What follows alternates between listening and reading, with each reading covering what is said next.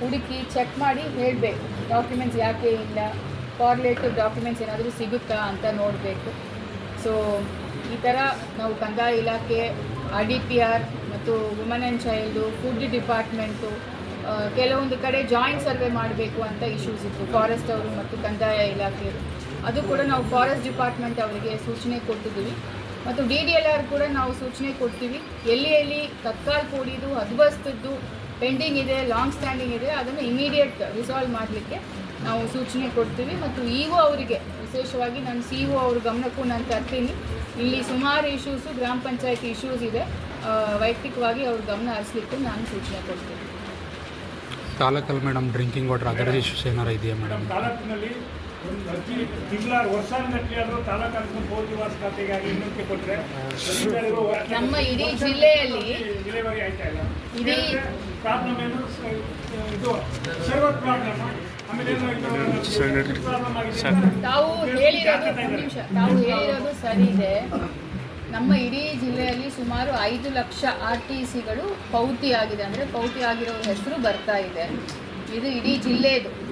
ಅದರಲ್ಲಿ ನಾವು last honourable revenue minister sir meeting ಹೋದಾಗ ಅವರು ಹೇಳಿದ್ದು ಒಂದು ವಿಚಾರ, ಸೈಂಟಿಫಿಕ್ ಆಗಿ ರಿವ್ಯೂ ಮಾಡಿ EAO ವೈಸ್ ಡೇಟಾ ತಗೊಳ್ಳಿ ಅಂತ ಹೇಳಿದರು. ಇದು ಆಗಿದ್ದು ಮಾರ್ಚ್ 3ನೇ ತಾರೀಕು.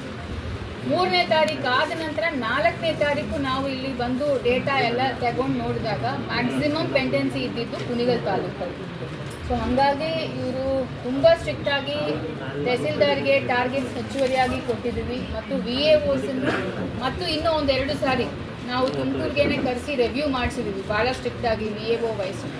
ಮತ್ತು ಅವ್ರು ಏನು ಟಾರ್ಗೆಟ್ ಕೊಟ್ಟಿದ್ದಾರೆ 1000 ಕೊಟ್ಟಿದ್ದಾರೆ, ಅದನ್ನು ಅವರು ಸಾಧನೆ ಮಾಡಿದ್ದಾರೆ. ಮತ್ತು ಮುಂದಿನ ವಾರ 1200 ಮಾಡಬೇಕು ಅಂತ ಕೂಡ ನಿನ್ನೆ ನೈಟ್ ಕೂಡ ನಾವು ರಿವ್ಯೂ ಮಾಡಿದ್ವಿ. ಇನ್ಫ್ಯಾಕ್ಟ್ ನಾವು ಆಲ್ಟರ್ನೇಟ್ ಡೇಸು ನೈಟ್ 8:30ಗೆ ರಿವ್ಯೂ ಮಾಡ್ತಾಯಿದ್ವಿ. ಸೊ ಇಷ್ಟೆಲ್ಲ ಮಾಡಿನೇ ಇಷ್ಟು ಪ್ರಗತಿ ಆಗ್ತಾ ಇದೆ. ಈಗ ಪೌತಿ ಖಾತೆಗೆ ಸಂಬಂಧಪಟ್ಟಾಗೆ ಕರೆಕ್ಟ್ ಕೇಸ್ ಇದ್ದರೆ, ಬೇರೆ ಯಾವ ರೀತಿಯಲ್ಲಿ ಕೂಡ ಸಿವಿಲ್ ಡಿಸ್ಪ್ಯೂಟ್ಸ್ ಇಲ್ಲದೆ ಕರೆಕ್ಟಾಗಿ ಡಾಕ್ಯುಮೆಂಟ್ಸ್ ಕೊಟ್ಟರೆ ಕಡ್ಡಾಯವಾಗಿ ನಾವು ಅದನ್ನು ಟೈಮ್ ಬೌಂಡ್ ಮ್ಯಾನರಲ್ಲಿ ಮಾಡ್ತೀವಿ ಅನ್ನುವ ಮಾತನ್ನು ನಾನು ಆ್ಯಸ್ ಎ DC ನಿಮಗೆ ಹೇಳ್ತೀನಿ. ದೂರುಗಳಿದ್ರೆ AC ಇದ್ದಾರೆ, ನಾನಿದ್ದೀನಿ, ಬಂದು ಕೊಡಿ, ನಾವು ಇಮಿಡಿಯೇಟ್ ಆಗಿ ಸಂಬಂಧಪಟ್ಟವ್ರ ಮೇಲೆ ವಿ ವಿಲ್.